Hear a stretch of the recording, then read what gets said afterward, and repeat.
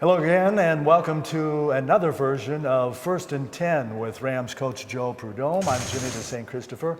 Rams defeated by Kansas Wesleyan 48-24 in Salina on Saturday. They started out with a Justin Arth pick early, then a couple of drives stalled, and then they had 3 sacks of Donovan Isom. Was the sluggish running game the problem there? Yeah, a little problem, but it wasn't Justin. Justin didn't even suit up or play. That's a misprint. It was actually Damian Francis, wears number 7. I don't know how they got that information, but yeah, Damian had the pick. Running game was tough. They had a really good scheme for us, and you know, our youth on the offensive line showed a little bit on some missed assignments. You had 3 freshmen starting. They're very, very talented, but also it's their first time going, and also, you know, going against a nationally ranked opponent with an All-American D end can tend to do some problems. But yeah, I'd say the running game, the sluggish part of that it contributed to the drive stall. You had the fumble recovery to start the third quarter, and then at the end of the first half, the end of the second quarter, the Greg Blazer field goal. Did that kind of build some momentum there for the second half? It helped a little bit. I mean, it kind of broke the ice a little bit that we finally got on the board. We were behind the sticks all night as far as, you know, our starting field position was never good except for the fumble.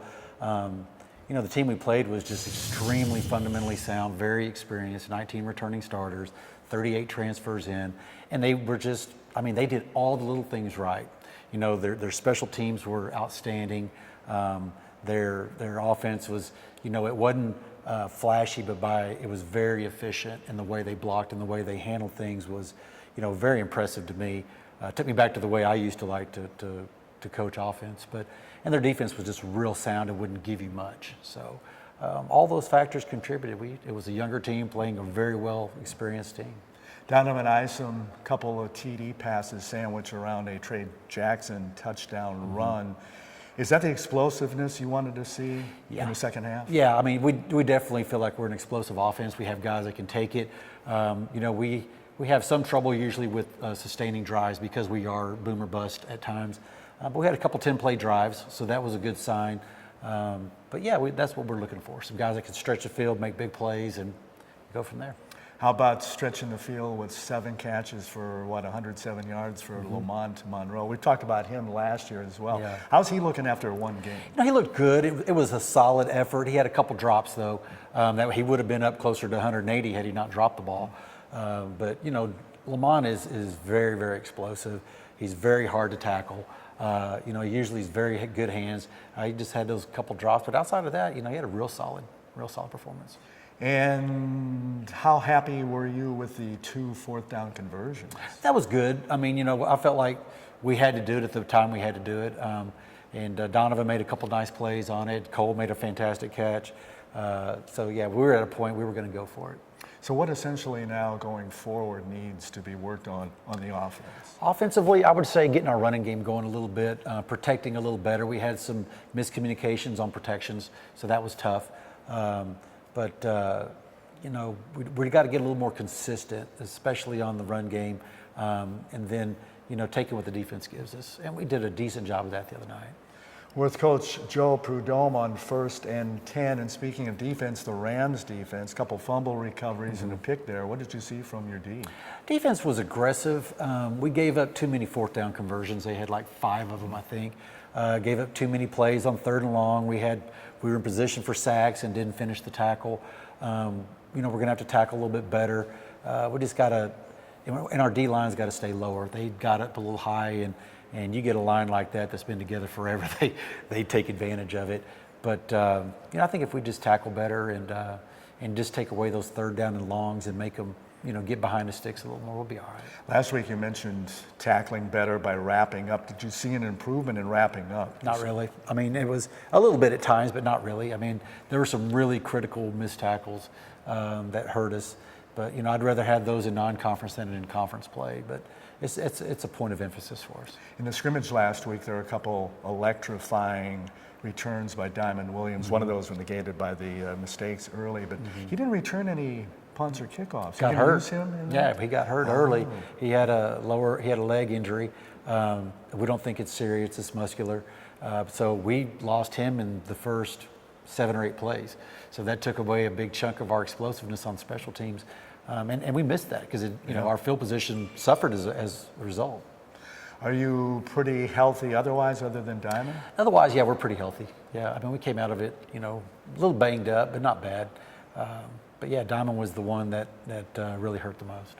After last week's show, Coach Prud'homme showed me the weight suit, which is like a wetsuit. Yeah. Can you kind of describe that? I was just fascinated by that. It's basically it's like a weight suit, like a web suit, like you said, like you may go diving in, and it's got a 1 pound weight on each thigh, hamstrings, the chest area, and then on the scaps in the back, and it helps you to burn your core. We hadn't had a chance to get our kids in it yet because we got it real late. We got it August 1st, but it's a great off-season tool to really train in and to build more explosive, just more explosiveness all the way through. With all that weight on, I mean, I didn't try one on, but Coach held it up to me, and wow, with that thing on, you take it off, you'd be flying. Yes, and that's the whole point of it. Yeah, that's the point of it. The second non-conference game is coming up on Saturday night down in Houston against Houston Baptist, a team that, boy, they gave UTEP in front of 35,000 out in the Sun Bowl, all they could handle in that 36-34 game. Yeah. What do you see from them? Oh, they're a great football team. They're very well balanced as far as their offense and defense both. Very strong. The offense is spread them out, and the quarterback Bailey Zapp. We recruited him, loved him, just didn't get him, and know that he's very efficient, takes care of the ball. He's more dangerous on the run and out of the pocket. He gets really gets tough. Defensively, they're just big and sound, and they fly to the ball, and we got our work cut out for us. Special teams are really solid, so this will be a really strong test for us to go into conference. The good thing about playing teams like that out of conference is when you go in, you've seen athletically, some really, superior athletes. And so when you get into conference, hopefully everything slows down a little bit for you. Maybe not a lot, but a little bit. And it helps you as far as just really in your preparation physically. You mentioned their quarterback Bailey Zapp. What kind of ground game do they have? They got a good ground game. They got a couple big backs. They got a guy, number 28. Can't call his name right now, but he's explosive. He's out of the backfield. Good vision. He's a patient runner. They're pretty balanced. The Miners of UTEP had over 500 yards total. So do you see a lot of points coming up? Well, I hope so. I mean, you hope mostly so. in your favor. Over in our favor, yeah. I mean, we hope so. It's you just got to get out there and execute. We didn't really execute well until the second half. We kind of had a little. I don't know if it's first game jitters or what going up to Kansas, but we just didn't really start executing till the second half. And we got to come out of the gate. We got to execute right off the bat, especially when you're playing an opponent of this caliber. You have to be firing on all cylinders, and that's going to be our point of emphasis this week. Is let's execute. Let's focus on us. Let's take what they're giving us, but let's focus on us, and let's get ready for conference. So then, after the bye, after this weekend, you go down to Houston Baptist this weekend, and you have the bye, and it's out to Ottawa. Yeah. So you're saying the bye after 2 weeks of your September road trip is a good thing? I think so, yeah, because when you're on the road for 2 weeks, you're going to need a break of some sort. A home game would have been fantastic at this point.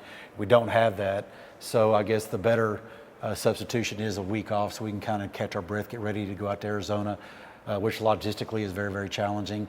And then we got to go out to Arkansas the following week.